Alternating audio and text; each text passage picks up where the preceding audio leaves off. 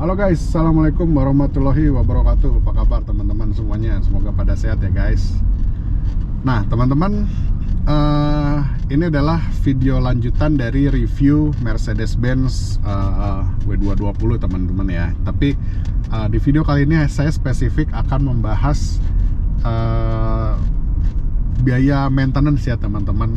Jadi biaya perawatan yang saya akan klasifikasikan sebagai 3 biaya ya teman-teman. Yang satu BBM, yang kedua itu adalah pajak, dan yang ketiga itu adalah biaya servisnya teman-teman, atau biaya perawatannya.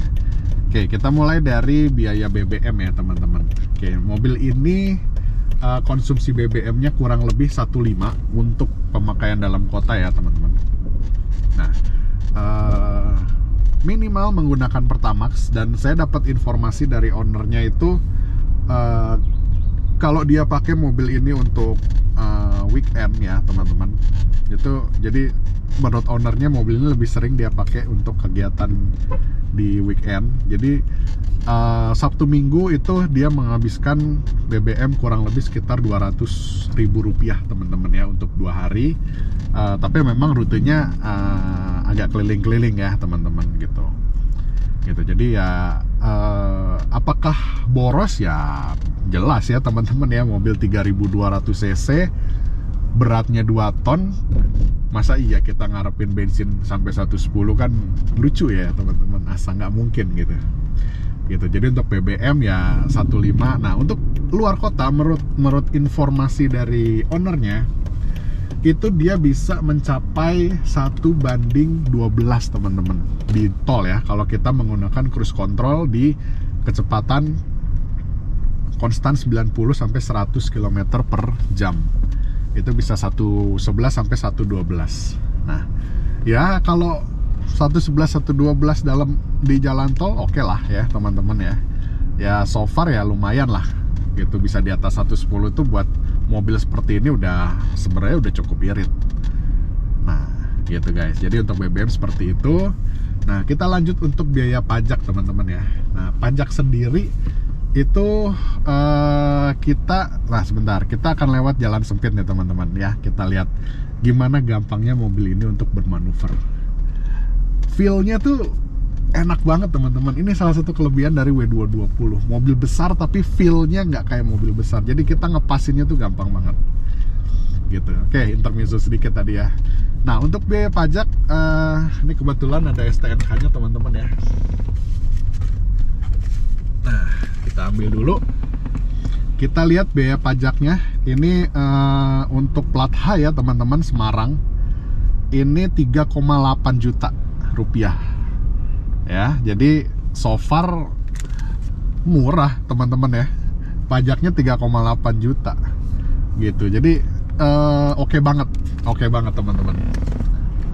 Ya, 3,8 juta S-Class 3000 cc lebih, mobil senyaman ini, prestis, kalian akan dikira naik mobil yang harganya mungkin 500-600 juta kalau kalian pakai mobil ini ya. Tapi kalian bayar pajak cuma 3,8 juta. Saya pakai Pajero, itu pajaknya masih lebih mahal guys. Itu Pajero masih terakhir saya bayar pajak bulan September 2022 itu 4,9. Masih lebih mahal daripada pajaknya S-Class. Waduh, kacau. Murah sih ini pajaknya, menurut saya murah. Nah, oke, sekarang kita lanjut ke biaya maintenance ya teman-teman. Ini yang ditunggu-tunggu dari kalian semua. Ini informasi yang saya rangkum dari ownernya teman-teman ya, dan dari beberapa narasumber, karena saya belum pernah ngerawat mobil ini. Jadi informasi ini sumbernya itu dari pemilik mobil ini langsung, dan beberapa teman-teman saya yang pernah piara mobil ini ya teman-teman gitu. Oke, kita mulai sesi biaya maintenance teman-teman. Oke, buat biaya maintenance yang paling ditakutin dari sebuah S-Class generasi ini dan ke atasnya itu adalah air suspension teman-teman ya. Jadi air suspension itu sebenarnya harus kalian ketahui ya teman-teman, bukan rewel ya. Air suspension di mobil ini tuh bukannya rewel, tapi udah umurnya dia rusak ya. Namanya barang pasti ada masa pakainya, pasti ada umurnya ya. di usianya yang udah nggak muda lagi, ini memang sudah waktunya rusak teman-teman ya, gitu. Jadi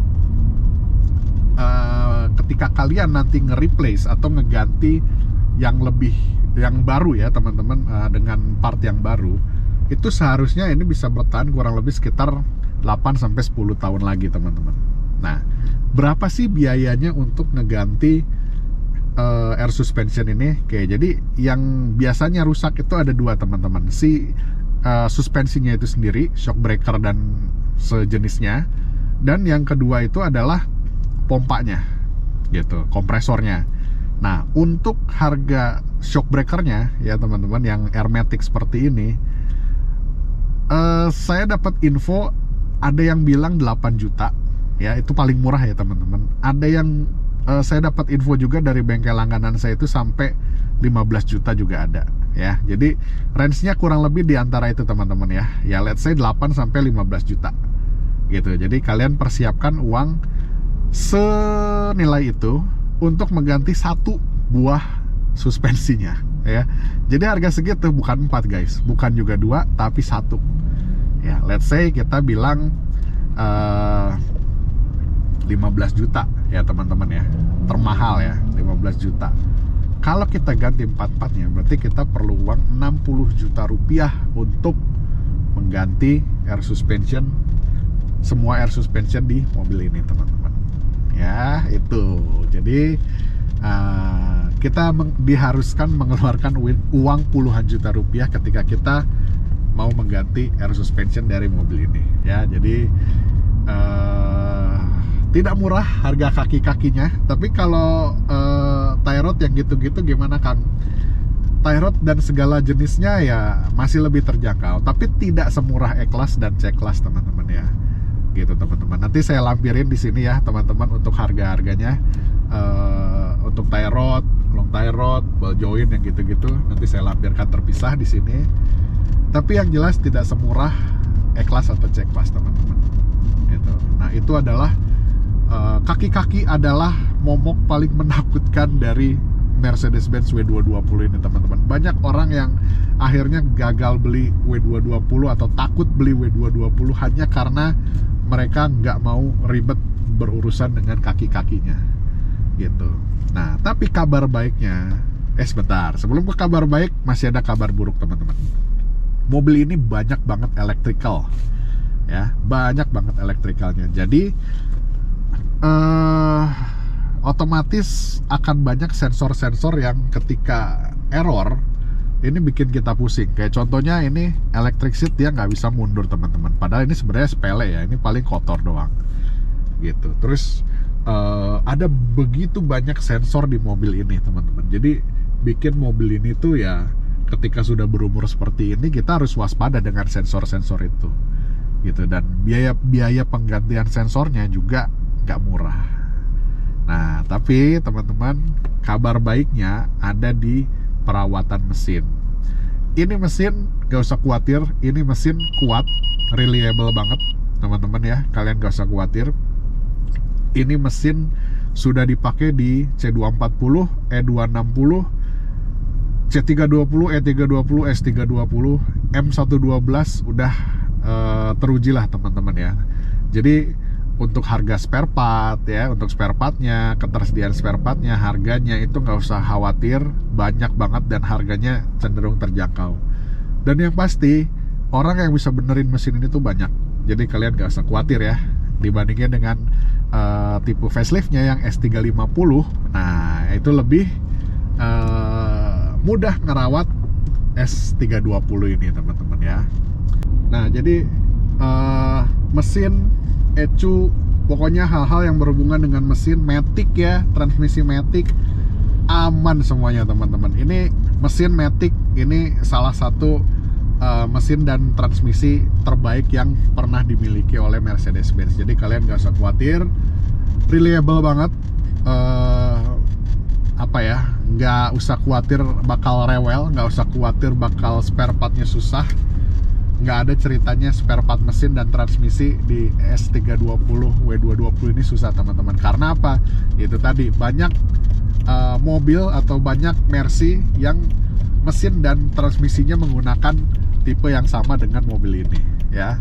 E240, E260, C240, C320, bahkan New Ice yang V-Engine itu menggunakan mesin dan transmisi yang sama persis dengan mobil ini ya. Jadi kalian gak usah khawatir kalau untuk urusan mesin gitu. Nah gitu guys, jadi seperti itu ya kira-kira untuk biaya maintenance. Ada hal yang memang mahal banget perawatan di mobil ini seperti kaki-kaki ya teman-teman. Tapi ya lihat seperti ini teman-teman, di jalan paving block seperti ini nggak kerasa. Mobilnya cuma gini-gini doang, cuma goyang-goyang. Tapi kontur-konturnya ini nggak kerasa teman-teman. Ya ada lubang kecil silindes nih. Tuh, cuma dek dek gitu doang. Tapi mobilnya nggak bergetar gitu, cuma bunyinya doang. Gitu. Inilah salah satu kelebihan yang harus kalian bayar mahal teman-teman gitu ya.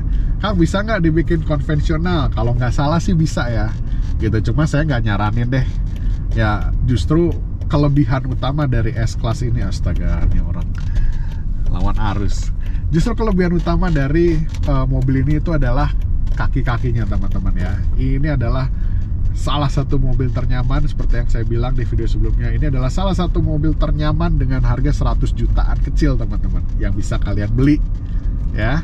Jadi siapkah kalian ngerawat mobil ini? Ya jawabannya ada di tangan kalian. Tapi saya sekali lagi nyaranin ke kalian, seperti di video sebelumnya, saya nyaranin kalian jangan beli mobil ini kalau kalian ngerasa belum sanggup untuk ngerawatnya, atau kalian tidak punya waktu untuk ngerawat mobil ini ya teman-teman. Mobil ini sekali lagi bukan mobil yang rewel sebetulnya, tapi umurnya sudah tua ya. Mobil ini canggih banget pada masanya, mobil ini tuh mewah banget pada zamannya.